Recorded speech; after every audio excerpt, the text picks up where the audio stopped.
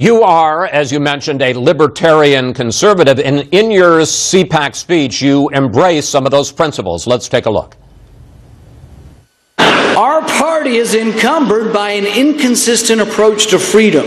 The new GOP will need to embrace liberty in both the economic and the personal sphere. Let's talk about the personal sphere, because you would like to relax some of the laws for people who possess and are smoking marijuana, and you also in the Senate have voted against, in fact, to ban, or rather against a ban on synthetic recreational drugs. Why are you more lenient on drug laws, sir? The main thing I've said is not to legalize them, but not to incarcerate people for extended period of times.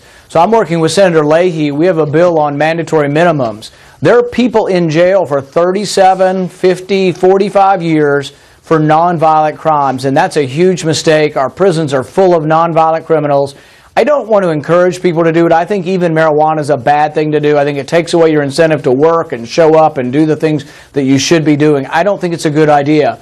I don't want to promote that, but I also don't want to put people in jail who make a mistake. There are a lot of young people who do this, and then later on in their 20s, they grow up and get married and they quit doing things like this. I don't want to put them in jail and ruin their life. Look, the last two presidents could conceivably have been put in jail for their drug use, and I really think, look what would have happened. It would have ruined their lives. They got lucky, but a lot of poor kids, particularly in the inner city, don't get lucky. They don't have good attorneys, and they go to jail for these things, and I think it's a big mistake. Actually, I think it would be the last three presidents, but who's counting?